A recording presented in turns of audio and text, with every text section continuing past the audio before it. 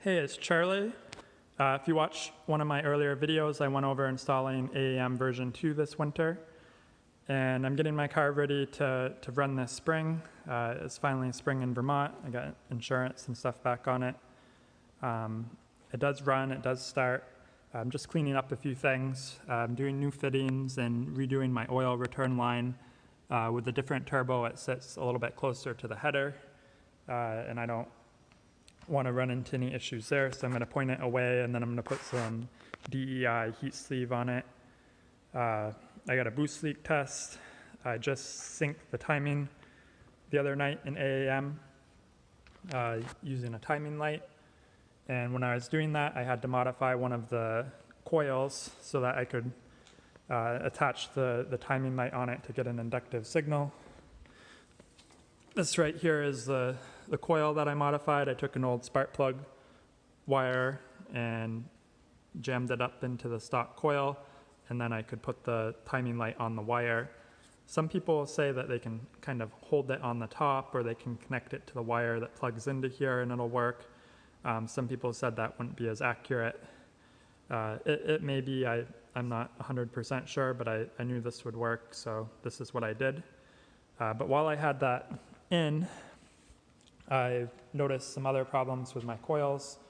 They had some cracks in them, and I just wanted to kind of show what that looks like. So kind of the first area that I noticed are cracked is right around the mounting ears, right? Pretty much all of them had that. Some of them had some damage where the plugs connect. You can see that's cracked there. It almost looks like this is melted a little. I don't know if someone tried to melt it or plastic weld it back together. The one that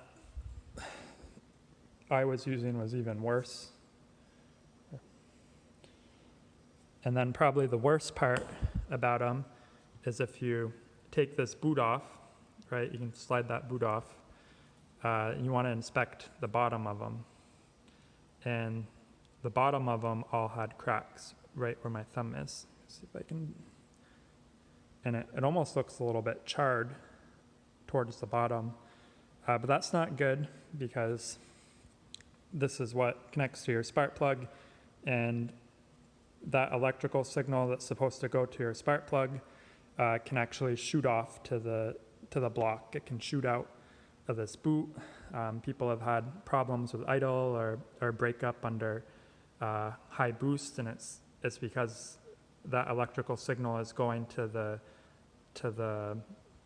head, I guess, which is right here, versus shooting down to the spark plug. And some people do work around that. They'll wrap a lot of electrical tape around this. They'll try to use a heat shrink tube and shrink it down on there. Some epoxy I've read that people have used. And that would work. And I thought about it, but I just did new coils. These are probably tired anyways. They've got 87,000 miles. They're 25 years old. So I got new coils. I went with Denso. That's who makes the OEM ones.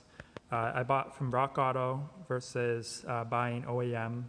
If you do a little research online, you'll see that they're the exact same coil. They just don't have the Toyota part number. So that's the Toyota part number, 90919-02205. And this is the new coil. So there's no part number there. But aside from that, they look pretty much identical.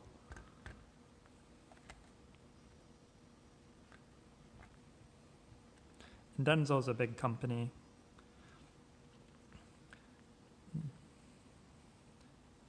See, the top's all like a epoxied shut. This is the OEM one. So new coils, and buying the Densos through Rock Auto, they're around $60 each. There's a look at the part number, 673-1200.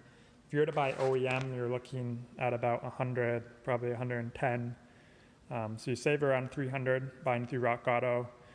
You can find a coupon code online as well and save a little bit more. I also did new plugs.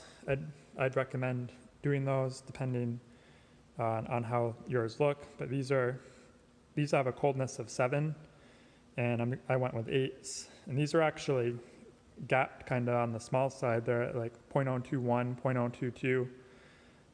And I don't know if maybe one of the previous owners that put them in just opened them up and threw them in, or maybe they had to gap them small because they were having some spark issues with the bad coils. But I went with iridiums and BKR8EIX, and I've already gapped them to 0.024. And that's fairly standard. Some people run a little less, some people run a little more. It depends on a lot of things. The coldness is kind of how much power you're going to be making. I'm going to be going for 600-700, so I went with 8s. But as far as the gap, the rule of thumb is you want to run as big a gap as you can without having spark blowout or sputtering issues up under high boost. And what can happen if you run more boost, you're going to have more air in the chamber that's more likely to blow the spark plug out. So that's what you don't want to deal with, and you can reduce that by making the gap smaller or running like a digital amplifier. So I went with 0.024. I just did a little bit of research, and that seems to be what a lot of other people go with. So I've already gapped them all. I've got a few of them in the car already. I wanted to go over one last thing regarding the mounting brackets. So when you take those out, there's going to be two 10mm bolts, and you just undo them and pull the whole bracket out. Don't try to take the coils off in the car. And you'll notice that when you do take the coils off out of the car, I put this in a vise, that these bolt heads, they've got a screw head, but they're actually bolts. They'll strip. You have to put a lot of weight into them and hope you can get them out. This one I had to take an angle grinder too, just because I couldn't get it with a Phillips head. So I cut a groove in it, used a regular head. So I replaced all those, and I didn't use kind of the screw head. I went to these Allen head bolts, and I got these off Amazon. You can get them at Ace, but with the COVID-19 and social distancing and closing, I just bought them offline. But they're M5 with a thread pitch of 0.8, and they're 14 millimeters long. The stock ones are 13 millimeters long, so these do stick out a little bit more, but you can see it's not going to be an issue with anything.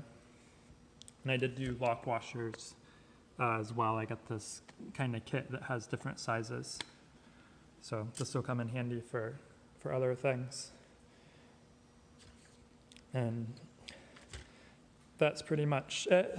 I'm putting them in now. I should have it wrapped up in a little bit.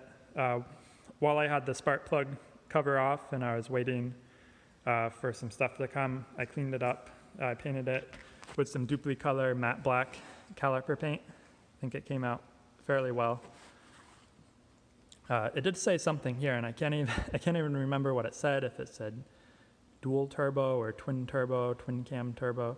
So, something about 2 turbos, and because I'm single turbo now, I decided just to sand that off, so it just says turbo in one spot.